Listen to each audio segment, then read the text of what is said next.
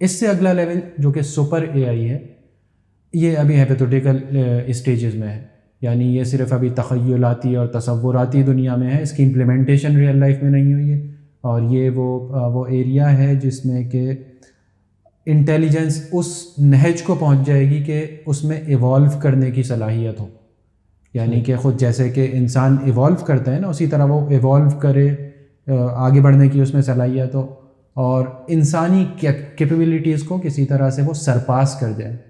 चीज़ों को मैनिपुलेट करके जिस तरह से पेश किया जाता है, इससे बचना दरअसल हमारा एक बहुत बड़ा चैलेंज बन चुका है। और इसके लिए हमें बाकायदा एक दुआ सिखाई गई। ये दुआ है, अल्लाहुम्मा अरिनल हक़्क़ हक़्क़न वर्ज़ुक़ना इत्तिबाअह व अरिनल बातिला बातिला वर्ज़ुक़ना इज्तिनाबह, यानी कि ए अल्लाह हमें सच को सच दिखा और इसको फॉलो करने की तौफ़ीक़ अता फ़रमा, और हमें झूठ को बातिल दिखा और उससे बचने की तौफ़ीक़ अता फ़रमा। अस्सलामु अलैकुम, मेरा नाम मोहम्मद अदीम कुरैशी है और आप देख रहे हैं हमारे channel healthy life and information.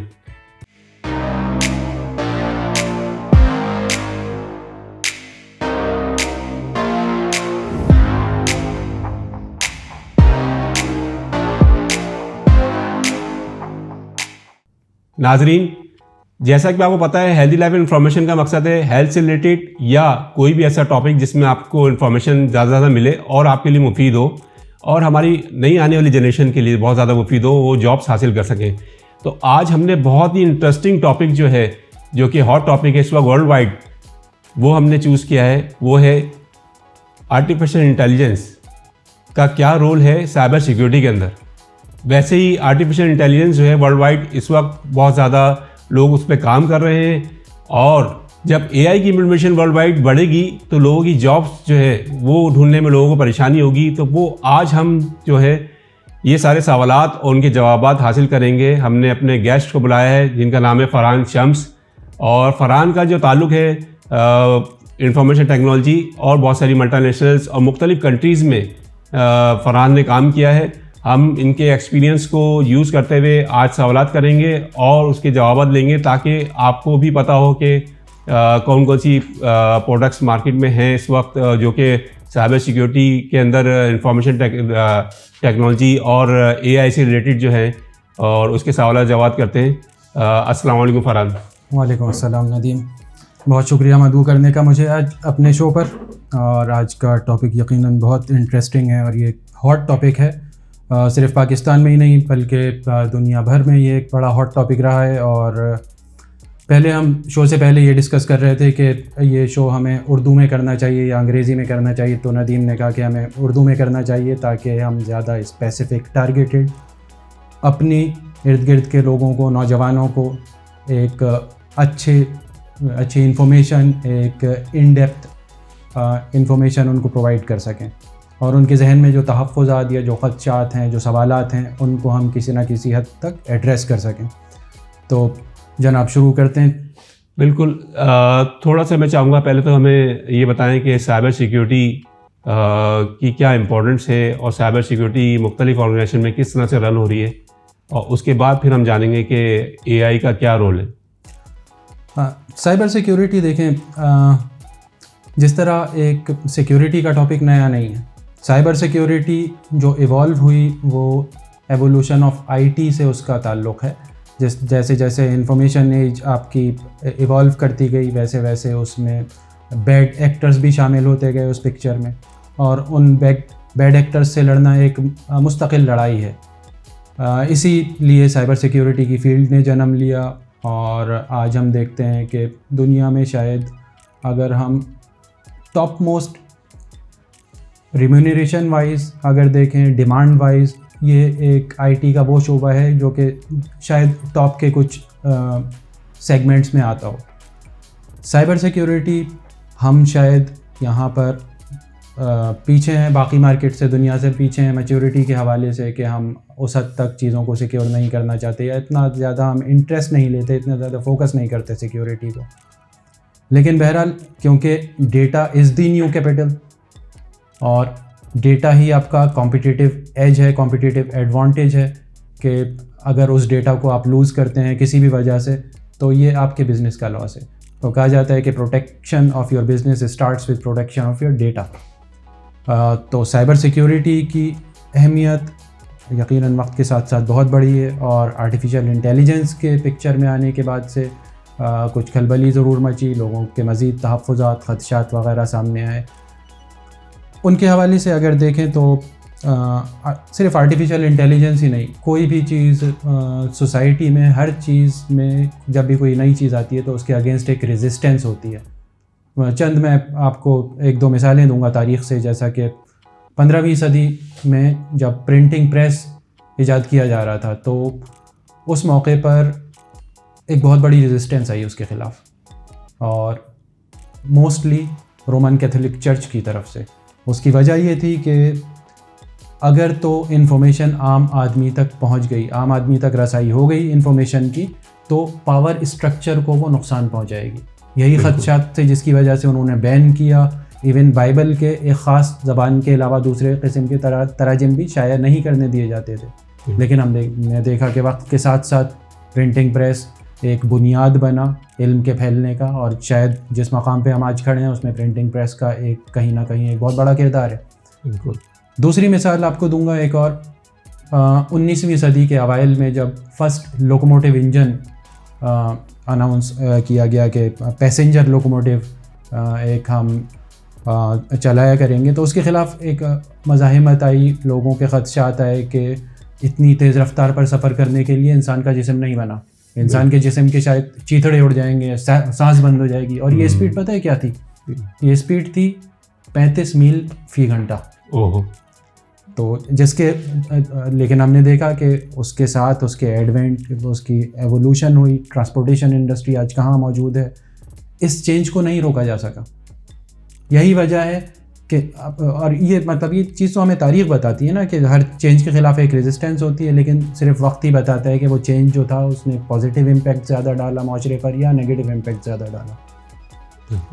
AI में भी इसी तरह आज हम we are living in the middle of the change, तो it is pretty hard to forecast के हो सकता है मुस्तकबिल में हम हंस रहे हों, बुरी तरह हंस रहे हों कि यार हमारे क्या ख़यालात होते थे, but this is the excitement of not knowing कि हमें आज नहीं पता कि फ्यूचर में क्या होगा, और लेट्स सी। जब कंप्यूटर आया तो उस वक्त भी कुछ इसी तरह का था कि लोगों की जॉब्स जो हैं वो कम हो जाएंगी, और फिर देखा कि जितने नंबर ऑफ एम्प्लॉइज़ हैं उतने ही डेस्कटॉप और लैपटॉप परचेज होते हैं, और लोग जो कि पहले स्टेनोग्राफर रखते थे वो उनकी जॉब्स तो ख़त्म हो गई, लेकिन लोगों ने खुद जो है वो ईमेल्स टाइप करना शुरू कर दी और ख़ुद कस्टमर्स को रिप्लाई कर रहे होते हैं। तो जॉब्स पे कोई ऐसा असर नहीं पड़ा, एफिशिएंसी बढ़ गई और लोग काम जल्दी होने लगे, फास्ट काम हो गया, और लोगों को एक ही काम को रिपीट नहीं करना पड़ा, चीज़ें सेव होती हैं कंप्यूटर पे, उसका एडवांटेज होता है, और वर्ल्ड और ज़्यादा फास्ट होती गई। तो AI से रिलेटेड अब जब साइबर सिक्योरिटी में हम देखते हैं फरहान भाई, नॉर्मली सबसे ज़्यादा जो हमारा ताल्लुक़ पड़ता है आम ज़िंदगी में वो बैंक से पड़ता है, फाइनेंशियल सेक्टर से। उसमें आम कंज्यूमर चाहे वो हाउस वाइफ हों या कंज्यूमर में मुख्तलिफ लोग हैं, वो बैंक्स में ATM कार्ड यूज़ कर रहे हैं, क्रेडिट कार्ड यूज़ कर रहे हैं, तो बड़ा इनसिक्योर फील करते हैं जब आप कोई बड़ी ट्रांजेक्शन कर लेते हैं तो बैंक से फ़ोन आता है वेरिफिकेशन के लिए मैनुअली, या जब आप ट्रांजेक्शन कर रहे हो उस दौरान फ़ोन आता है कि आपकी ट्रांजेक्शन कर रहे हैं तो पहले आप ओके करें इसको, फिर आपकी ट्रांजेक्शन होगी।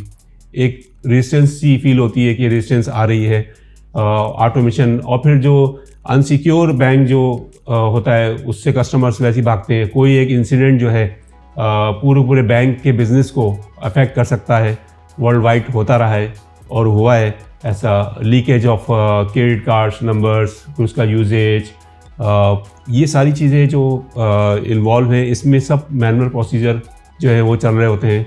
मुख्तलिफ बैंक्स ने फिर क्या किया कि हॉटलाइंस बनाई 24/7 सिक्योरिटी अपनी बैंक्स के नेटवर्क को मॉनिटर करने के लिए, जो है उसको मॉनिटर करने के लिए उन्होंने बनाया कि ये टीम है ये मॉनिटर करेगी, ये क्रेडिट कार्ड से ट्रांजेक्शन हो रही है उनके बैंक की तो वो मॉनिटर कर रहे हैं, कॉल कर रहे हैं।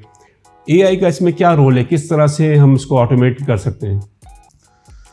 जी ज़रा तवील सवाल है आपका और कोशिश करूँगा कि जवाब इतना तवील ना हो। देखिए आर्टिफिशियल इंटेलिजेंस और उसका रोल यहाँ पे क्या होगा सिक्योरिटी में, और आपने एक बड़ी अच्छी मिसाल दी। फाइनेंशियल सेक्टर जो है वो सिक्योरिटी के हवाले से ज़रा हमेशा से ज़रा ज़्यादा कंसर्न रहा है, ज़रा ज़्यादा मोहतात, ज़्यादा सेंसिटिव रहा है। लेकिन अगर हम देखें तो सिर्फ फाइनेंशियल सेक्टर नहीं, दुनिया के ज़िंदगी के हर शोबे में सिक्योरिटी और आर्टिफिशियल इंटेलिजेंस का रोल जो है, ये तो क्योंकि हम रोज़मर्रा की एक मिसाल है ना, हमारा आपका ज़्यादा रब्ता शायद फाइनेंशियल सेक्टर इंस्टीट्यूशन से पड़ता है, तो इस वजह से हम देखते हैं उनके कंसर्न्स रोज़ सुनते हैं। आर्टिफिशियल इंटेलिजेंस इसमें क्या रोल अदा कर सकती है, और उससे पहले एक अगर स्टेप बैक करें हम कि आर्टिफिशियल इंटेलिजेंस में क्या क्या ऐसी कौन कौन सी फील्ड्स और सब फील्ड्स हैं जिनका कि रिलेशन बनता है इनसिक्योरिटी के मुख्तलिफ डोमेन्स से। अगर हम आर्टिफिशियल इंटेलिजेंस साइबर सिक्योरिटी को ज़रा सा अभी एक लम्हे के लिए पीछे करते हैं। साइबर सिक्योरिटी का एआई पर इम्पैक्ट देखने से पहले एआई को हमें ज़रा सा मोटे मोटे लेवल पर देखना होगा कि एआई में क्या क्या ब्रांचेस हैं, क्या क्या टाइप्स हैं एआई की। वो लोग जिनका ताल्लुक़ के कंप्यूटर साइंस से एकेडमिकली किसी तरह ताल्लुक़ रहा है कंप्यूटर साइंस से, वो लोग इन ब्रांचेस को जानते हैं, जैसे न्यूरल नेटवर्क है या मशीन लर्निंग है या आपका फजी लॉजिक है, एक्सपर्ट सिस्टम्स है, ये तमाम ब्रांचेस हैं। लेकिन ये सिर्फ वही लोग इससे रिलेट कर सकते हैं जिन्होंने बाकायदा कंप्यूटर साइंस की तालीम हासिल की। आम आदमी के लिए इसको ज़रा सा ज़्यादा रेलिवेंट बनाने के लिए हमें लेवल्स ऑफ एआई की अगर हम बात करें तो शायद ज़्यादा समझ में आए एक आम आदमी के, और वही लेवल्स ऑफ एआई फिर जाके आपके इम्प्लीमेंट होते हैं।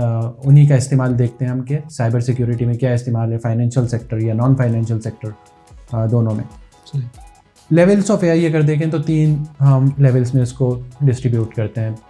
एक कहलाती है नैरो एआई। नैरो एआई का मतलब है लिमिटेड एआई के स्पेसिफिक टास्क्स परफॉर्म करने के लिए, ख़ास मकसद के लिए जो आर्टिफिशियल इंटेलिजेंस बनाई गई, और उससे ज़्यादा वो काम नहीं कर सकती। इसकी मिसाल आपकी है जैसे कि एलेक्सा या सिरी या नेटफ्लिक्स का आपका रिकमेंडेशन इंजन, ये एक ख़ास काम करते हैं, नैरो एआई है, इससे ज़्यादा ये काम नहीं कर सकते। इससे अगला लेवल कहलाते हैं जनरल एआई।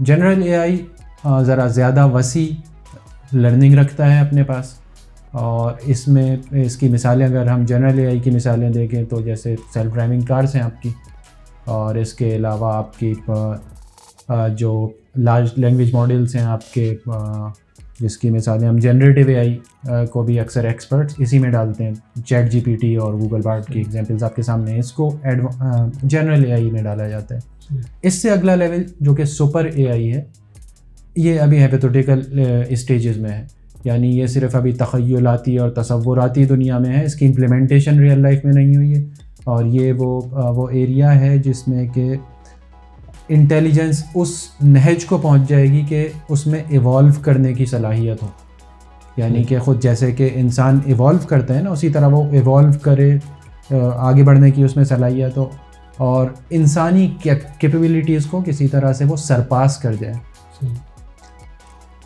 ये वो फील्ड है, बल्कि ये वो लेवल है जिसके बारे में सबसे ज़्यादा तहफ़्फ़ुज़ात होते हैं, चाहे वो सिक्योरिटी की दुनिया हो, चाहे सिक्योरिटी की दुनिया से अलहदा हो, कि अगर ह्यूमन को सरपास, ह्यूमन कैपेबिलिटीज़ को सरपास कर जाती है एआई, तो क्या वो हमें अपना ग़ुलाम बना लेगी।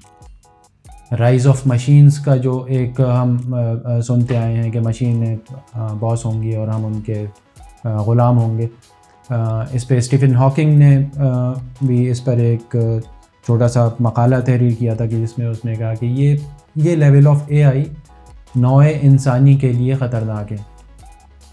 ह्यूमन रेस को हो सकता है ये एलिमिनेट कर दे, क्योंकि इंसान का इर्तिक़ा ज़रा स्लो प्रोसेस रहा है। इंसान ने, हमने देखा कि हज़ारों सालों में जाके हम इस स्टेज पे हैं जहाँ पे कि हम आज हैं।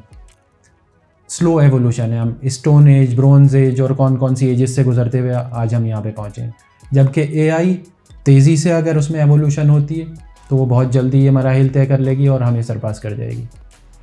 अच्छा, अब इनका ये एआई और इसका अमल दखल साइबर सिक्योरिटी में क्या बुरा है, क्या अच्छा है, क्या इसके प्रोज़ हैं, क्या कॉन्स हैं, किन चीज़ों से बचना चाहिए, इन पर आते हैं। आपका जो सवाल था, सवाल का असल क्रक्स था। इसको दो हिस्सों में, दो जावियों से देखते हैं कि what AI can do to us and what AI can do for us. हमारे साथ क्या कर सकती है और हमारे लिए क्या कर सकती है आर्टिफिशियल इंटेलिजेंस। हमारे साथ क्या कर सकती है, what AI can do to us. और एआई के बहुत सारे अब टूल्स और प्लेटफॉर्म्स अवेलेबल हैं, उसके ज़रिए तजर्बात भी करते रहते हैं। मैंने भी कुछ तजर्बात किए, उनके बारे में अभी आपको बताता हूँ। मैं सबसे ज़्यादा एक्यूरेट और बुरे इस्तेमालात में कि what AI can do to us, सबसे ज़्यादा एक्यूरेट जो मैंने अभी तक इसमें पाया वो है फ़िशिंग या स्पीयर फिशिंग, दोनों। इसके ज़रिए आप एआई के ज़रिए, चाहे वो चैट जीपीटी हो या गूगल बार्ट हो या कोई भी इस तरह का प्लेटफॉर्म आप इस्तेमाल करके बहुत अच्छी फ़िशिंग ईमेल्स या फ़िशिंग मैसेजेस लिखवा सकते हैं जो कि ग्रामेटिकल मिस्टेक्स से पाक हो, उसमें वो चीज़ें ना हों जो कि एक फ़िल्टरिंग इंजन जिनको पकड़ लेता है बड़ी आसानी से। तो फ़िशिंग अटैक्स एआई, ख़ासतौर पे जनरेटिव एआई के बाद फ़िशिंग अटैक्स ज़्यादा आसान हो गए।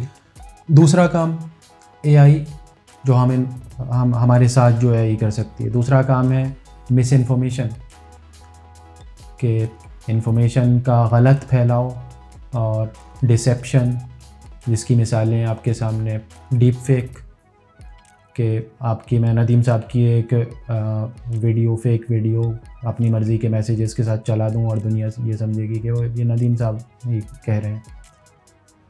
इसके अलावा क्या कर सकती है हमारे साथ बुरे कामों में, जो कि नुकसानात जो एआई हमें कहाँ पहुंचा सकती है, वो है प्रॉम्प्ट इंजेक्शन। एसक्यूएल इंजेक्शन का आपने सुना होगा यकीनन। एसक्यूएल इंजेक्शन बड़ा एक पॉपुलर अटैक है। एसक्यूएल इंजेक्शन में क्या होता है कि आप रिक्वेस्ट में कुछ मैलिशियस चीज़ें डाल के उसको पास कराने की कोशिश करते हैं ताकि आप डेटाबेस से अपनी मर्ज़ी का काम करवा लें। और इसको रोकने के लिए क्या किया जाता है कि वेब कंट्रोल्स इसकी सफाई करते हैं और एक क्लीन क्यूरी या क्लीन रिक्वेस्ट आपकी आगे फॉरवर्ड करते हैं ताकि उसका आपको एक जवाब मिल जाए। अच्छा, ये जवाब, हम एसक्यूएल इंजेक्शन की बात कर रहे हैं, ये जवाब अगर एक डेटाबेस से आ रहा है तो डेटाबेस से रिस्पॉन्स हमेशा डिटर्मिनिस्टिक रिस्पॉन्स होता है। डिटर्मिनिस्टिक रिस्पॉन्स का मतलब एक चीज़ आप डेटाबेस से 10 मरतबा पूछें, 10 मरतबा आपको वही जवाब देगा। आर्टिफिशियल इंटेलिजेंस में ऐसा नहीं है। चैट जीपीटी से आज आप अभी एक सवाल पूछिए, 2 मिनट बाद दोबारा पूछिए, 4 मिनट बाद तीसरी मरतबा पूछिए, 10 मरतबा पूछेंगे, आपको 10 मुख्तलिफ जवाबात मिलेंगे। उनका कॉन्टेक्स्ट सेम भी हो सकता है, उनका कॉन्टेक्स्ट डिफरेंट भी हो सकता है। सही। और ये प्रॉम्प्ट इंजेक्शन अब कैसे की जाती है? प्रॉम्प्ट इंजेक्शन में, उसमें तो आप एसक्यूएल इंजेक्शन में तो आप रिक्वेस्ट की सफाई करते हैं ना, रिस्पॉन्स की सफाई करने की आपको ज़रूरत नहीं है, क्योंकि डेटाबेस पर आपको पूरा भरोसा है कि ये क्लीन और ट्रस्टेड डेटाबेस है जहाँ से कि 10 मरतबा सेम जवाब मिलेगा। आपकी जनरेटिव एआई में या प्रॉम्प्ट इंजेक्शन होने की सूरत में आप रिस्पॉन्स को मैनिपुलेट करते हैं कि अब आपके ऊपर एक और जिम्मेदारी आ गई कि मुझे सिर्फ रिक्वेस्ट की ही सफाई नहीं करनी, मुझे रिस्पॉन्स की भी सफाई करनी है। आपको गलत रिस्पॉन्स पहुंचाया जा सकता है। और इसकी आपको मैं मिसाल दूं कि एक एआई जो कि डिपेंड करती है, फ़र्ज़ कर लें सर्च इंजन पर, गूगल की मिसाल ले लें। आपके सर्च इंजन पर वो डिपेंड कर रही है कि गूगल से रिज़ल्ट्स निकाल कर और ला के वहाँ से लर्निंग करती है और आपको कुछ रिज़ल्ट देती है। मैं क्या कर सकता हूँ? I can convince AI to tell you something which is not true. बिल्कुल एक नया मैं ये कन्विंस कर सकता हूँ एआई को क्या कि वो कहे कि Dirty Harry is a Sufi saint character. क्या करना होगा इसके लिए? सर्च इंजन पर अगर डिपेंड कर रहा है वो तो सर्च इंजन पर मैंने कोई नीचे की बहुत ही जो कि ऐसी रेयर किस्म के किसी टॉपिक के मैंने चीज़ें उठाई, 4 फेक आर्टिकल्स, बोगस आर्टिकल्स लिख के सर्च इंजन ऑप्टिमाइजेशन के ज़रिए उनको ऊपर लाया। अब मैंने एआई की ग्राउंडिंग पॉल्यूट कर दी कि उसको जहाँ से उसकी जो सोर्स है एआई की, वो सोर्स बेसिकली वो पॉल्यूटेड है, तो आपको जो जवाब मिलेगा वो एक पॉल्यूटेड जवाब होगा। तो डिसइंफॉर्मेशन, मिस इन्फॉर्मेशन की एक और सूरत। मेलवेयर आप लिखवा सकते हैं ऑल्दो के अब जो बड़े प्लेटफॉर्म्स हैं चैट जीपीटी या गूगल की तरह के उनमें अगर आप जाके कहें कि चैट जीपीटी से कहें कि मुझे एक रैनसमवेयर का कोड लिख के दे दो, आपसे एक्सक्यूज़ कर लेगा, क्योंकि अब कुछ ना कुछ गार्ड रेल्स वहाँ पे लगा दी गई हैं कि इसका नेगेटिव इस्तेमाल ना किया जाए। लेकिन इसी सवाल को आप घुमा फिरा के पूछें, कुछ प्रॉम्प्ट इंजीनियरिंग करें, तो आप अपनी मर्ज़ी की चीज़ वहाँ से निकलवा सकते हैं। एक और गलत इस्तेमाल, तो मुख्तलिफ़ तरीक़े हैं जिसके ज़रिए आप इसका ईविल यूज़ कर सकते हैं, नेगेटिव यूज़ कर सकते हैं एआई का। दूसरा ज़ाविया कि एआई से हम क्या काम ले सकते हैं या एआई हमारे लिए क्या कर सकती है, कहाँ हमारी ज़िंदगी आसान बना सकती है साइबर सिक्योरिटी की दुनिया में। पहली चीज़ जो, और ये इस्तेमाल इसका नया नहीं है आर्टिफिशियल इंटेलिजेंस का साइबर सिक्योरिटी की दुनिया में, वो है एनालिटिक्स। एक बहुत बड़े डेटा सेट का एनालिटिक्स जो कि ह्यूमनली अगर लोग बैठ करके उसका एनालिसिस करें तो अपनी मर्ज़ी के रिज़ल्ट्स वहाँ से निकालना उनके लिए उस कदर आसान नहीं होगा। एक बहुत बड़ा डेटा सेट है, मैं आपको मिसाल देता हूँ इसकी कि एक बहुत बड़ा एक लॉग सेट है जिसमें कि एक इवेंट हमने देखा कि डेटाबेस पर एक प्रिविलेज्ड यूज़र ने लॉगिन किया, एक लेजिटिमेट इवेंट है ये। एक और इवेंट था कहीं और जिसमें कि हमने देखा कि डेटा बेस की एक कॉपी बनाई गई या क्लोन बनाया गया, लेजिटिमेट इवेंट है। एक और इवेंट कहीं है जिसमें कि डेटाबेस को डिलीट किया गया, लेजिटिमेट इवेंट है, ये लेजिटिमेट एक्शन है। अब अगर तो एआई के ज़रिए इसका हम एनालिसिस कर रहे हैं और एआई इंजन ने इसका सीक्वेंस देख के एआई ये बता सकती है आपको कि अगर ये इवेंट्स एक के बाद एक हुए हैं तो this is an identifier for a potential attack, कि एक यूज़र आया, उसने लॉगिन किया, उसने डेटा की कॉपी बनाई, उसके बाद उसने डेटा को डिलीट कर दिया। तो इसका मतलब है कि कोई अटैक शायद होने जा रहा है या अटैक हो रहा है, एक्सफिल्ट्रेशन हो रही है डेटा की, कि यहाँ से एक्सफिल्ट्रेट करके डिलीट कर दिया जाए और उस कस्टमर से पैसे मांगे जाएं वो डेटा वापस लौटाने के। ये एनालिटिक्स बहुत बड़े डेटा पर करना आम आदमी के बस का काम नहीं है या मुश्किल है कम से कम। यहाँ पर हम एआई से मदद ले सकते हैं कि वो पैटर्न्स देख सकते हैं, बहुत बड़े डेटा सेट्स पर हम पैटर्न्स रन कर सकते हैं। अगला इस्तेमाल इसका ये कर सकते हैं हम कि जहाँ पे कि हमारी एआई मदद करती है वो है आपकी थ्रेट हंटिंग। थ्रेट हंटिंग में ऐसा है कि थ्रेट हंटिंग बहुत सारे आइडियाज़ या बहुत सारे तहफ़्फ़ुज़ात, सिक्योरिटी इंजीनियर का या ऑडिटर का क्या काम होता है, शक करना। सही है, हर किस्म का शक वो करेगा और उसमें से 20 में से 2 शक हो सकते हैं उसके सही साबित हों। बिल्कुल यही काम, आप उसे कम से कम इसके लिए 20 शक करने पड़ेंगे। You have to throw everything, you have to throw a lot of thing to the wall and see what sticks. AI ये काम आपके लिए बड़ा बेहतर तरीके से कर सकती है थ्रेट हंटिंग का। इसके अलावा एआई आपके लिए क्या कर सकती है, आपके लिए प्लेबुक्स जनरेट कर सकती है। एक इंसिडेंट रिस्पांस के लिए, अगर कोई इंसिडेंट होता है, सिक्योरिटी इंसिडेंट होता है, तो उस इस इंसिडेंट की रेमेडिएशन के लिए क्या क्या स्टेप्स लिए जाए, बहुत अच्छे आपको स्टेप्स लिख के आप ही के एनवायरनमेंट के हिसाब से आपको दे सकती है। और क्या कर सकती है, ये आपके लिए ऑटोमेशन कर सकते हैं आप, एआई ऑटोमेशन के लिए इस्तेमाल कर सकती है, की जा सकती है, यानी कि remediation, after attack, post attack remediation में आपकी एआई मदद कर सकती है। तो ये इसके चंद पॉजिटिव इस्तेमाल हैं। तो मनफी इस्तेमाल भी हैं इसके, मस्बत इस्तेमाल भी हैं। अब आपके ऊपर है कि आप मनफी इस्तेमाल करने वालों से आगे हैं या मनफी इस्तेमाल करने वाला आपसे आगे है। दिस इज़ काइंड ऑफ, अगर हम एनालिटिक्स की बात करें या इन तमाम टूल्स और टेक्निक्स को इस्तेमाल करने की बात करें, तो this is actually a race against the time. कोई जब अटैक हो रहा होता है तो time is of essence. Time जितना आप जल्दी किसी चीज़ से निपटने को तैयार होंगे उतना कम ट्रबल में होंगे। फरहान भाई, ये बताएं, एआई का इस्तेमाल तो बिल्कुल ठीक है, हमें एडवांटेज देखा और प्रोएक्टिव अप्रोच के साथ, लेकिन इसकी परफेक्शन जो है वो बहुत ज़्यादा इम्पॉर्टेंट है कि एक साइबर सिक्योरिटी अटैक होता है और उसके अगेंस्ट ये किस तरह से डायग्नोस करता है कि हाँ ये वाकई में एक अटैक है और इसके अगेंस्ट को ये एक्शन लेना है। परफेक्शन की परसेंटेज कितनी परफेक्ट होती है कि इतनी परसेंट जो है ना, इतने परफेक्शन के साथ काम करना है। कोई भी एक इवेंट है तो उसके अगेंस्ट ने एक्शन लेना है, वो परफेक्शन हम किस तरह से लेकर आते हैं एआई के अंदर? देखिए, आपने अपने गुज़िश्ता सवाल का ख़ुद ही जवाब दे दिया। आपने पूछा था इससे पहले कि क्या लोगों की जॉबों को ख़तरा तो नहीं है इससे।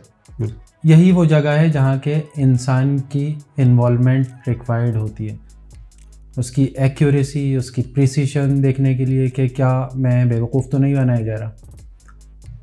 उसकी यकीनन बहुत बड़ा आपका डोंकी वर्क करके एआई या ऑटोमेशन आपके लिए बहुत बड़ा डोंकी वर्क करके आपको किसी एक अच्छी शेप में चीज़ दे देगी, लेकिन उसकी सैनिटी चेक करना कि कितनी रियल है वो, क्या ये कोई फॉल्स फ्लैग ऑपरेशन तो नहीं है, क्या मैं किसी फॉल्स नेगेटिव का या फॉल्स पॉजिटिव का शिकार तो नहीं हो रहा।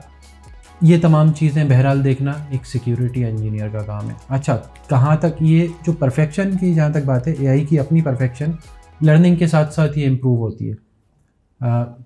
वक्त के साथ साथ जितना वक्त एक इन्वायरमेंट में गुजारती है एक आर्टिफिशियल इंटेलिजेंस उसी वक्त कहलाएगी जबकि उसमें सीखने की सलाहियत होगी। तो जैसे जैसे किसी इन्वायरमेंट में वक्त गुजारता है एक आर्टिफिशियली इंटेलिजेंट इंजन, वो अपनी लर्निंग बढ़ाता है। उसके बाद ज़्यादा से ज़्यादा ट्रेंड्स, ज़्यादा से ज़्यादा पैटर्न्स होते हैं जिसकी मदद से वो ज़्यादा एक्यूरेट रिजल्ट्स आपको दे सकता है। लेकिन क्या वो रिज़ल्ट सही है, उसकी बेस पर उसे ऑटोमेटिकली डिसीजंस लेने के लिए आप कितना अलाउ कर सकते हैं, कितना नहीं कर सकते, ये कंट्रोल यकीनन कभी भी आप अपने हाथ से नहीं जाने देंगे कि किसी फॉल्स पॉजिटिव की सूरत में वो आपके तमाम ऑपरेशंस को बंद कर दे, ये समझते हुए कि मैं अंडर अटैक हूँ, जबकि वो एक फॉल्स अलार्म हो। एक्यूरेसी पर भरोसा भी आपको वक्त के साथ साथ बढ़ेगा, लेकिन यकीनन एआई का बॉस हमेशा एक इंसान होगा, नॉट वाइस वर्सा। ऐसा नहीं होगा कि आप एआई को रिपोर्ट कर रहे हो, एआई हमेशा आपको रिपोर्ट करेगा। कम से कम जहाँ तक हम आज देखते हैं, जितनी एवोल्यूशन एआई की हुई है आज तक। और आपका सवाल का दूसरा पार्ट क्या था कि किस तरह से परफेक्शन उसमें जो है वो परफेक्शन तो लर्निंग के साथ साथ जैसे जैसे उसकी लर्निंग बढ़ती है, जितना ज़्यादा वक्त गुजारता है। अब देखें, एक तो लर्निंग होती है आपकी टारगेटेड लर्निंग, एक होती है जनरल लर्निंग। इसकी मिसाल आप यूँ ले लें कि आपको DWP के फाइनेंशियल प्रॉब्लम्स को सॉल्व करने के लिए इंसाइक्लोपीडिया नहीं चाहिए। आप अगर एआई को इम्प्लीमेंट करते हैं कि मैं यहाँ के फाइनेंशियल परफॉर्मेंस में इम्प्रूव करना चाहता हूँ अपनी कंपनी की, तो आप उस आर्टिफिशियल इंटेलिजेंस को किस तरह इस्तेमाल करेंगे, उसे अपने फाइनेंशियल्स का डेटा देंगे ना कि आपके लिए ज़्यादा रेलिवेंट, ज़्यादा एक्यूरेट, ज़्यादा प्रिसाइज रिजल्ट को निकाल के दे। बिल्कुल ऐसा ही है साइबर सिक्योरिटी की फील्ड में भी कि आप पर किस किस्म के अटैक होते हैं। गो के दुनिया भर के अटैक्स को मद्देनज़र रखा जाता है कि बाकी जगहों पर या आप ही के इंडस्ट्री वर्टिकल में आपकी तरह के दूसरे प्लेयर्स पर किस तरह के अटैक हुए हैं। उससे यकीनन कुछ ना कुछ सीखती है आर्टिफिशियल इंटेलिजेंस, इन चीज़ों की मदद लेती है, लेकिन आपका जितना ज़्यादा स्पेसिफिक लर्निंग आपके इन्वायरमेंट की होगी, उतना ज़्यादा एक्यूरेट इसके रिजल्ट्स होंगे। बिल्कुल। अब देखें, बात जो सारी आती है वो आती है प्रोएक्टिव अप्रोच के ऊपर, जो जब इंसान किसी एक्शन का रिएक्शन और अप्रोच करने जाता है तो ऑब्वियसली उसमें टाइम लगता है, ठीक है ना। जब हम एआई इम्प्लीमेंट करते हैं तो वो प्रोएक्टिव अप्रोच जो है वो फास्ट हो जाती है, जिसकी वजह से हम कहते हैं कि हाँ, एआई को हमें इम्प्लीमेंट करना चाहिए। लेकिन अब हम किसी इन्वायरमेंट में साइबर सिक्योरिटी के लिए हम जब इन्वॉल्व करते हैं आर्टिफिशियल इंटेलिजेंस को, तो एआई की प्रीरिक्विजिट्स क्या क्या हैं कि वो आके पहले अपना एनवायरनमेंट तो चेक करेगा ना कि उसके पास क्या क्या टूल हैं। नॉर्मल क्या होता है, जब आप देखते हैं किसी भी फाइनेंशियल सेक्टर में या ऐसी जगह पे अटैक हो जाता है, तो उसमें लोग बजाय डिफेंड करने के चीज़ें बंद कर दी जाती हैं कि ये ऑफ़ कर दो, ये ऑफ़ कर दो, सब कुछ बंद कर दो, नेटवर्क का तार भी निकाल दो, सही है ना। तो इतना हेल्दी जब आप एआई को लेके आते हैं तो एआई के कोई चेक्स भी होंगे, ऑब्वियसली उसकी कोई डिमांड भी होगी वो क्या प्रीरिक्विजिट्स हैं कि एआई इंप्लीमेंट करने से पहले ज़्यादा वो आएगा तो अपना फिर उसकी भी रिक्वायरमेंट भी साथ साथ आएंगी, जब आपको प्रोएक्टिव अप्रोच देगा और उसकी percentage compare to women बहुत ज़्यादा होगी, तो वो प्रीरिक्विजिट्स क्या है? देखिए, बहुत अच्छा सवाल है आपका कि ये जो नॉर्मल एक्शंस हैं ना, ये एक्शंस आप उसी वक्त लेते हैं कि जब एक कैओस का शिकार होते हैं आप, कि अटैक हो गया और आपके औसान ख़ता हो गए कि मुझे पता नहीं कि मुझे करना क्या है। अभी मैंने आपको इससे पहले हम जो डिस्कस कर रहे थे कि आपकी चंद चीज़ें जहाँ पर मदद कर सकता है, वहाँ पर एआई आपकी एक ही मदद कर सकता है कि आपके लिए प्ले बुक्स जनरेट करके दे दे कि इस तरह का इंसिडेंट होगा तो तुम्हें क्या क्या एक्शंस लेने हैं। बजाय इसके अगर आपके पास प्रोएक्टिव प्लान नहीं होगा कोई इंसिडेंट को रिस्पॉन्ड करने के लिए, तो यकीनन फिर एक कैओस, एक पैनिक की सिचुएशन होगी। वही होगा जैसा आपने कहा कि who will be decision maker and who will take the action? AI will advise us or AI will take the action itself? आप दोनों काम कर सकते हैं। एआई को आप उसके ऑन इट्स ओन छोड़ सकते हैं कि तुम ऐसा करो, मैंने तुमको अलाउ किया कि अगर इस तरह का इंसिडेंट हो तो ये एक्शन ले लो। लेकिन इससे ज़्यादा बेहतर क्या होता है कि ह्यूमन सुपरवाइज्ड रिस्पॉन्स, क्योंकि एआई तो वो तो एक समझ लें रोबोटिक एक्शन लेगी था कि इसके आगे इफ़ देन अगर ये होगा तो ये होगा, अगर ये होगा तो इसके अगेंस्ट ये लेना है। वो पैरामीटर्स, बहुत सारे ऐसे फैक्टर्स ऐसे हो सकते हैं जो कि बिज़नेस डिसीजंस हैं, सिर्फ सिक्योरिटी से या आईटी से रिलेटेड नहीं है, बिजनेस डिसीजंस हैं। यानी सेवरिटीज़ आपको सेट करनी पड़ेंगी, सेवरिटी 1 2 3 उसके अगेंस्ट फिर आप एआई को बिल्कुल आप प्री डिफाइन कर सकते हैं, पहले से डिफाइन कर सकते हैं कि ये एक्शन, ये 4 एक्शंस तो ऐसे हैं जो कि ऑटोमेटिकली हो जाए अगर इस तरह का कोई इंसिडेंट। इसके अलावा कोई चीज़ होती है तो मुझे बताओ, मुझे रिपोर्ट करो। और ये वो एक एरिया है जहाँ पे कि अगेन आपकी एआई बहुत ज़्यादा मदद कर सकती है कि आपको चीज़ों को समराइज़ करके दे। आपके मिसाल लें आप, सीम सॉल्यूशंस, बहुत बड़े बड़े सीम सॉल्यूशंस मौजूद हैं, पेटाबाइट्स का आपका डेटा इंजेस्ट करते हैं। उसको पढ़ने और समझने के लिए ह्यूमन लैंग्वेज में एआई आपकी मदद कर सकती है, उसको समराइज़ कर सकती है आपके लिए कि इन तमाम चीज़ों का ये जो 150 टेराबाइट के जो लॉग्स हैं इसमें से इसका क्रक्स क्या है। जब वो आपको ह्यूमन लैंग्वेज में बता सकती है तो ह्यूमन लैंग्वेज में आपसे इंस्ट्रक्शंस भी ले सकती है, बजाय इसके कि आप बड़ी कॉम्प्लेक्स किस्म की क्यूरीज चलाएं कोई अपनी इंफॉर्मेशन फैच करने के लिए कि जिसकी बेस पे आप डिसीजन लें। आप उसे ह्यूमन लैंग्वेज में कोई हुक्म दे सकते हैं कि भाई मुझे स्पेसिफिकली ये 4 चीज़ें बताओ जिसकी बुनियाद पे मैं डिसीजन लूँगा कि मुझे अपनी सर्विस बंद करनी है, पार्शली बंद करनी है, पूरा डेटा सेंटर ही बंद कर देना चाहिए मुझे। ये तमाम डिसीजंस के लिए ये डिसीजन इन्फॉर्म्ड डिसीजन होना चाहिए। और ये इन्फॉर्मेशन आपको कौन देगा? ये इन्फॉर्मेशन एआई यहाँ पर आपकी बहुत मदद कर सकती है। इसमें एक इम्पॉर्टेंट जो फैक्टर आता है साइबर सिक्योरिटी के लिए, अब मैं जो इक्विपमेंट ख़रीद रहा हूँ वो एआई अवेयर्ड हैं या नहीं है, या उसको बनाना ही पड़ेगा, अभी तक कुछ ऐसा नहीं आया। उसकी क्या हम प्रीरिक्विजिट्स क्या हैं कि उसमें हम उसको फुलफिल करने के लिए जा रहे एआई आएगा, आपने इम्प्लीमेंट करना है तो उससे ज़्यादा आपके जो इक्विपमेंट है वो भी तो सपोर्ट होना चाहिए। जैसे कि सिक्योरिटी गार्ड से एक सिक्योरिटी गार्ड 12 घंटे की ड्यूटी करके जाता है तो दूसरा आता है, वो पहले अपना असला चेक करता है, वो उस पर डिपेंड नहीं होता, उस पर ट्रस्ट नहीं करता। वो आता है पहले अपना असला चेक करता है कि हाँ अगले 12 घंटे मुझे फाइट करनी है, कोई आ जाए तो मेरे पास क्या असला पूरा है। तो इस तरह एआई की क्या वो किस तरह से इंटेलिजेंटली देखते चीज़ों को? एआई की इम्प्लीमेंटेशन देखें, एआई की इम्प्लीमेंटेशन टोटली सॉफ्टवेयर इम्प्लीमेंटेशन है। अब हार्डवेयर की दुनिया से तो शायद हार्डवेयर कमोडिटाइज होने के बाद से हार्डवेयर की दुनिया से बहुत हद तक हम बाहर आ गए हैं। तो कोई भी इक्विपमेंट है आपका, चाहे वो आपका एक राउटर है, चाहे आपकी एक फायरवॉल है, चाहे आपकी एक स्टोरेज है, उसको एआई इनेबल करने के लिए आपको it's just a software piece. सिर्फ उसकी प्रीरेक्विजिट क्या है कि उसमें उस एआई को रन करने के लिए जितनी हॉर्स पावर चाहिए क्या वो उसको प्रोवाइड कर सकता है। एआई अब आप देखेंगे इट विल बिकम इनएविटेबल हर चीज़ में, आपकी फायरवॉल से लेके स्टोरेज से लेके राउटर सर्वर, हर चीज़ में आपको किसी ना किसी छोटे या बड़े दर्जे में आपको आर्टिफिशियल इंटेलिजेंस नज़र आएगी आने वाले दिनों में। उसका इस्तेमाल कितना है, कुछ जगहों पर आज भी हो रहा है, जैसा कि आप साइबर रेजिलियंस के जो सॉल्यूशंस होते हैं वहाँ पे पैटर्न्स को पढ़ने समझने के लिए, डेटा के ट्रेंड्स को देखने के लिए, एनोमली डिटेक्शन के लिए एआई आज भी इस्तेमाल होती है और बड़ा वाइडली इस्तेमाल हो रही है। जिन जगहों पर नहीं हो रही इस्तेमाल, वहाँ पर आप देखेंगे कि वक्त के साथ साथ एआई का इस्तेमाल आपके चाहते या ना चाहते हुए नागुज़ीर हो जाएगा।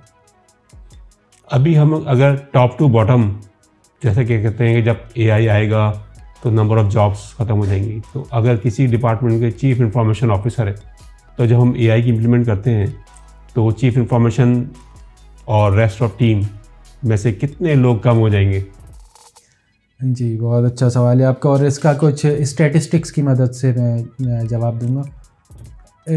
बिल्कुल एक फ्रेश सर्वे है जो कि कहता है कि एआई, हमने कब से, शायद हम 1.5 साल पहले इस टॉपिक पर बात भी ना कर रहे होते। अगर 1.5 साल पहले हम इस तरह की कोई पॉडकास्ट करते, हमारा शायद एआई टॉपिक भी ना होता।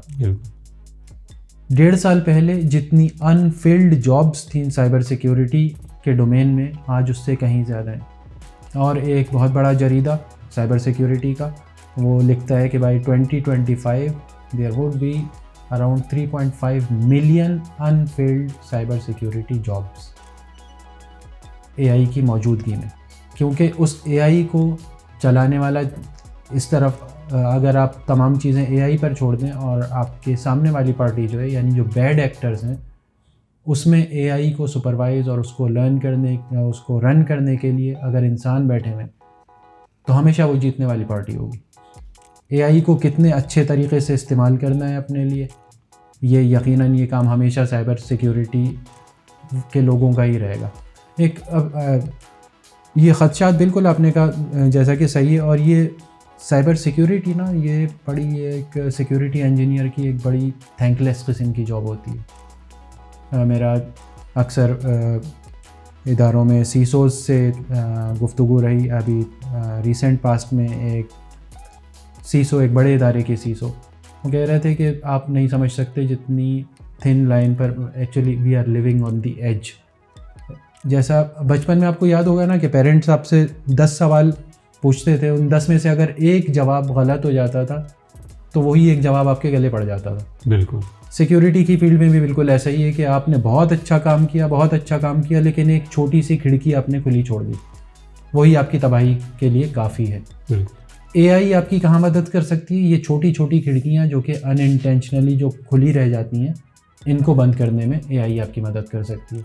तो एआई को एज अ टूल आप इस्तेमाल करेंगे। एआई आपको रिप्लेस नहीं कर सकती, इंसान को रिप्लेस नहीं कर सकती।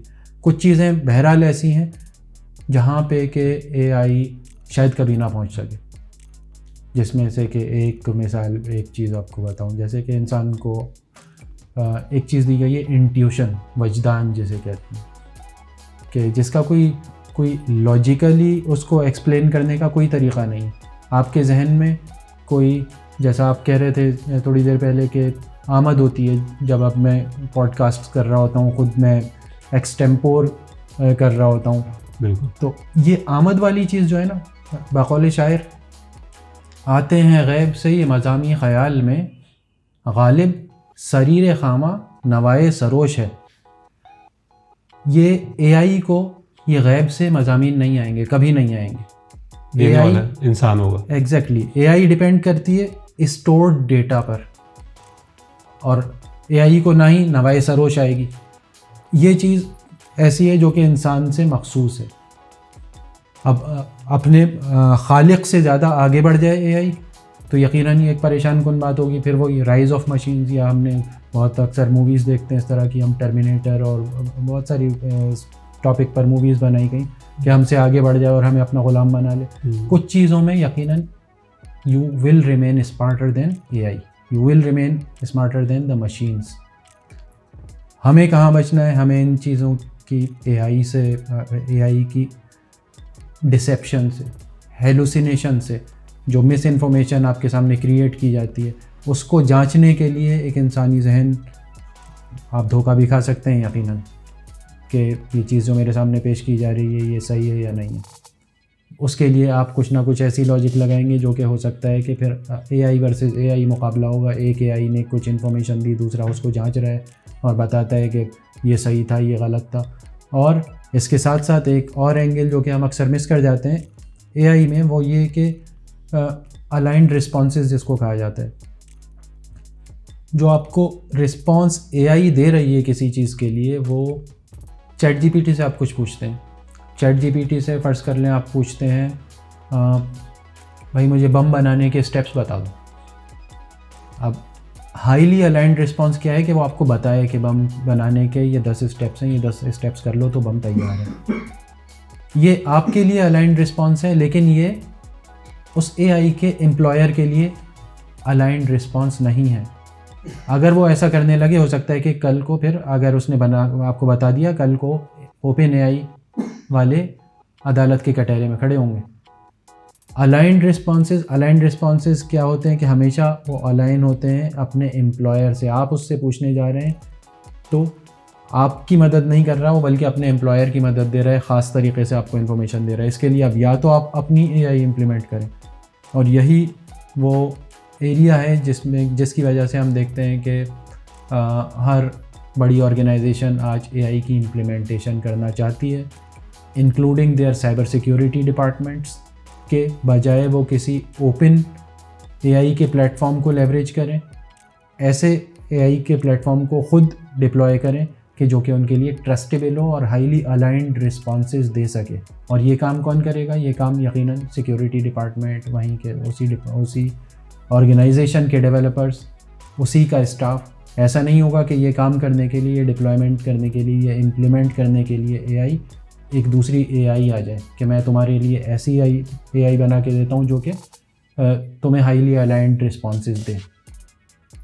सही, जैसा कि आपने कहा कि आपकी एक सीईओ से बात हो रही थी और उन्होंने कहा कि कोई एक लूप होल अगर रह जाए और वही जो है वो फिर उसका बाइस होता है कि उनके लिए प्रॉब्लम क्रिएट करता है आगे जाके।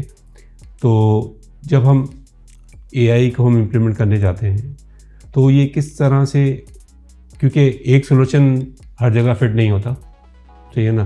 कुछ ऑर्गेनाइजेशन के साइजेस डिफरेंट होते हैं, एंटरप्राइज, मीडियम, सही है ना, स्मॉल ऑर्गेनाइजेशन। तो ऐसा नहीं हो सकता कि एक एआई का सोल्यूशन, महंगा तरीन सोल्यूशन लिया, वो स्मॉल ऑर्गेनाइजेशन में भी इम्प्लीमेंट हो रहा है और मीडियम साइज़ की भी और एंटरप्राइज की। डेफिनेटली ये जो है वो डिफरेंट साइजेस हैं तो उस हिसाब से वो होगा। और सिक्योरिटी के लिए होता ये है कि जो बड़ी ऑर्गेनाइजेशन होती हैं उसमें तो कहा जाता है कि भाई if you find any loophole in the security just come to us, सही है ना, देयर इज़ नो बजट। मतलब कोई आपके लिए अगर बजट हो ना हो, अगर कोई लूप होल नज़र आता है तो हमें स्पेंड करना ही करना है, सही है ना।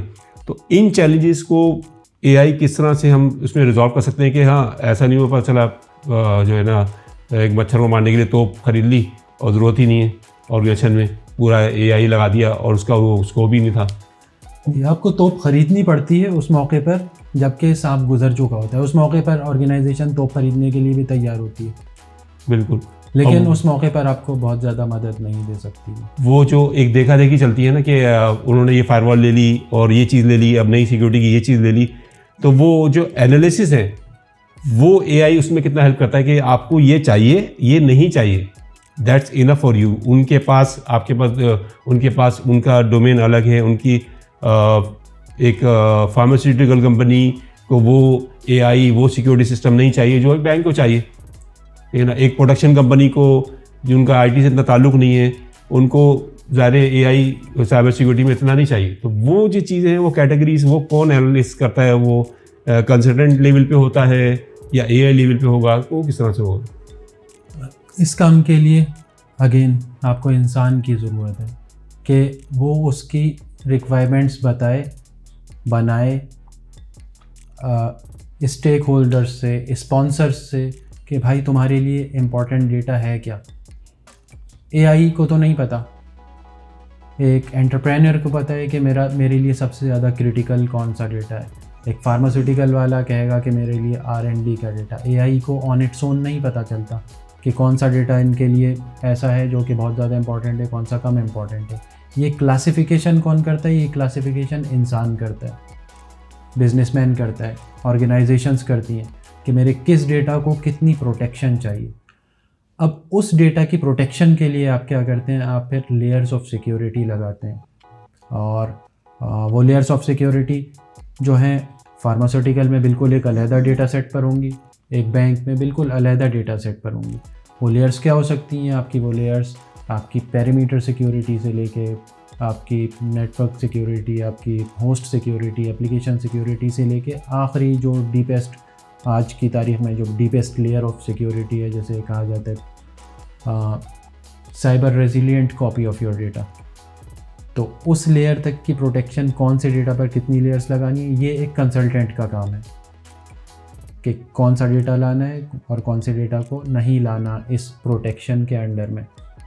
रेजिलियंस वर्सेस, अब यहाँ पे एक और चीज़ का फ़र्क वाज़े कर देना ज़रूरी है कि रेजिलियंस वर्सेस आप डिफेंसिव कंट्रोल्स। डिफेंसिव कंट्रोल्स क्या हैं आपके, कि आप चीज़ को बाहरी रोकने की तैयारी के मेरे ऊपर अटैक होता है और मैं उसको किस कामयाबी से उसको रोक सकता हूँ, ये हैं आपके डिफेंसिव कंट्रोल्स।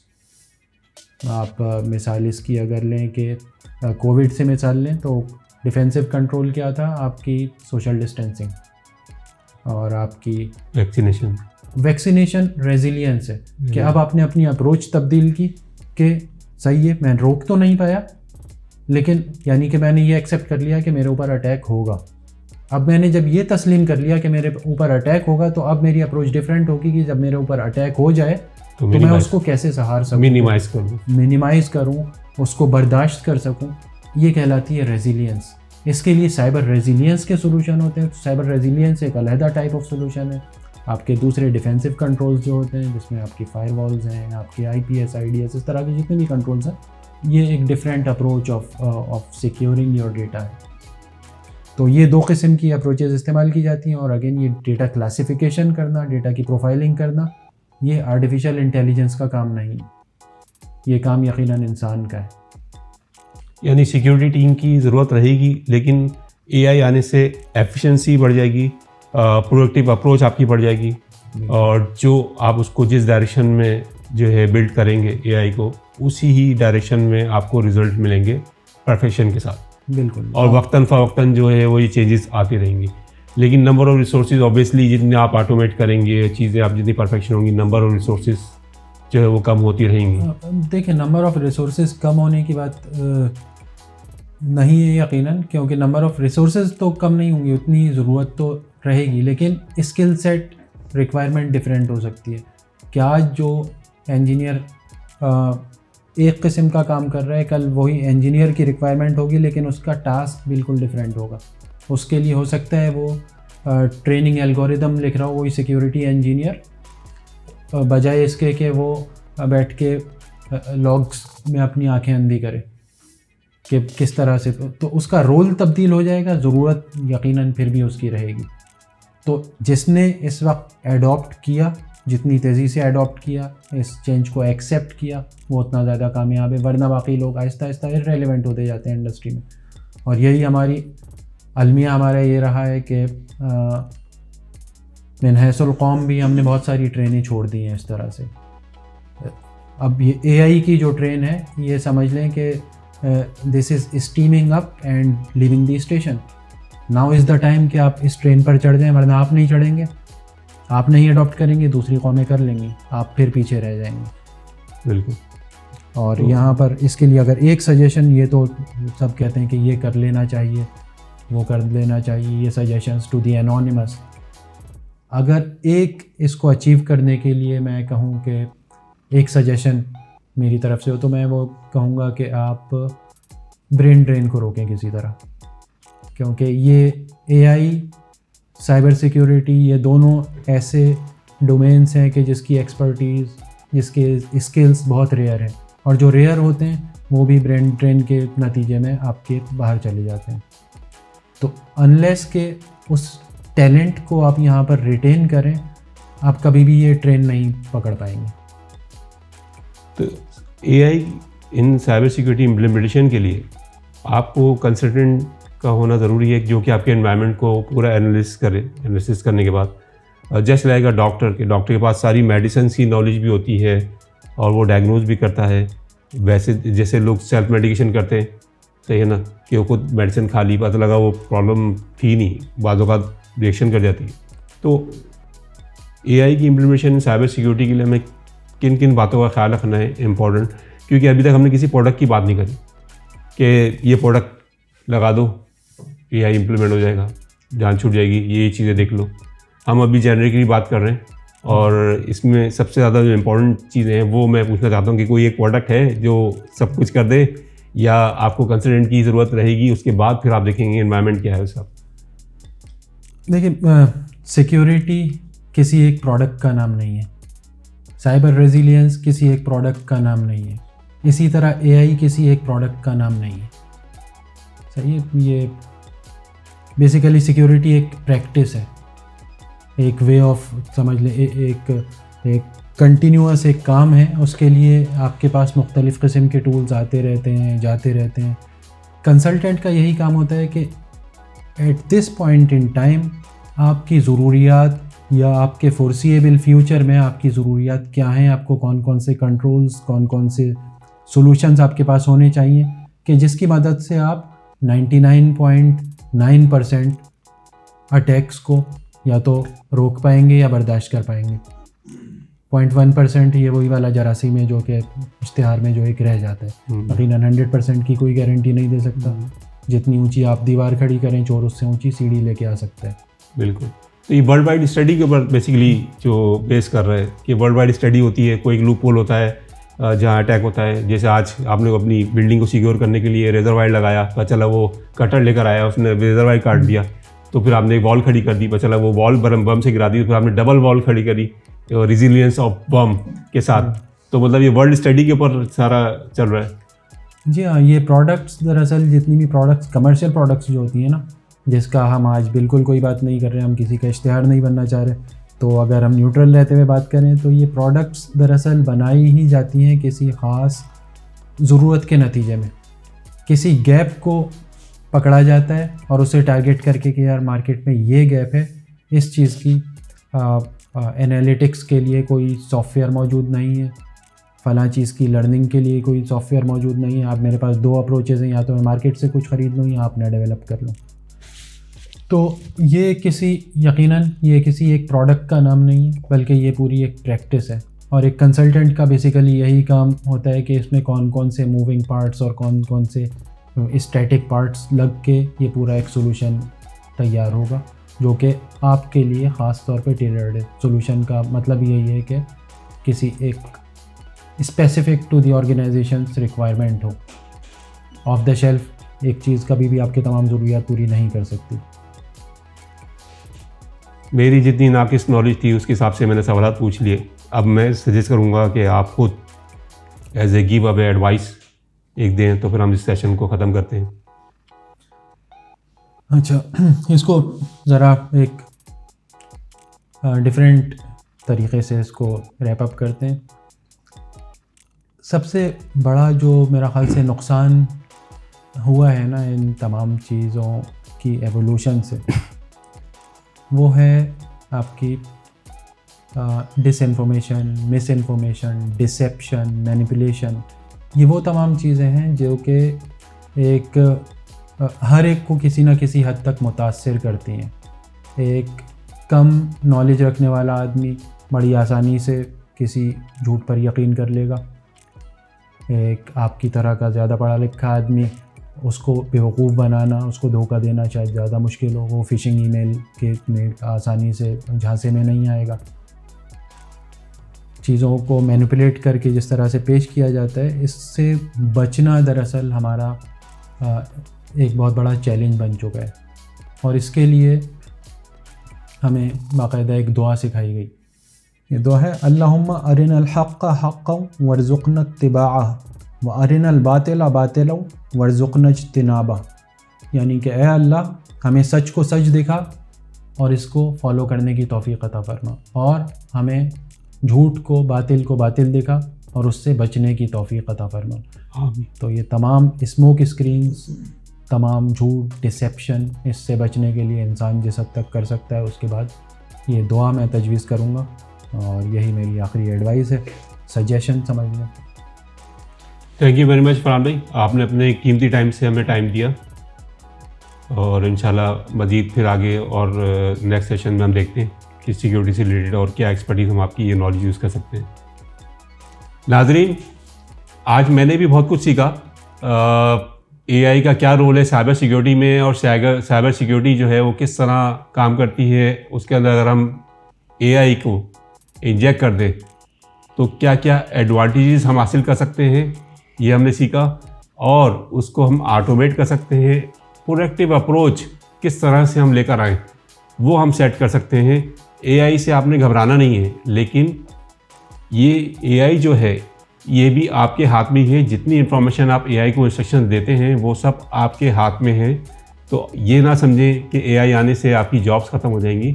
हाँ, शायद आपको दोबारा अपने आप को अपडेट करना है और उसके लिए तैयार करना है। जिस तरह से जब कंप्यूटर इन्वेंट हुआ, लोगों ने नई नई चीज़ें आईं, उसके लिए लोगों ने अपने आप को तैयार किया। तो मैं समझता हूँ कि एआई के लिए भी हमें अपने आप को तैयार करना है। इसके लिए आपको लाजमी अपनी नॉलेज बढ़ानी होगी, ट्रेनिंग्स लेनी होंगी, ताकि जो है आप इसका मुकाबला कर सकें। इससे परेशान नहीं होना आपने। तो उम्मीद करते हैं आज की ये पॉडकास्ट आपको पसंद आई होगी। इसको लाइक कीजिए और इस हमारी नॉलेज को, इस वीडियो को दूसरे लोगों से भी शेयर कीजिए ताकि और लोग भी इससे फ़ायदा उठा सकें। हमारे चैनल को सब्सक्राइब ज़रूर कीजिएगा। मिलते हैं इंशाल्लाह फिर नेक्स्ट किसी वीडियो में नए टॉपिक के साथ। जब तक अपना ख्याल रखें। अल्लाह हाफ़िज़। अल्लाह हाफ़िज़।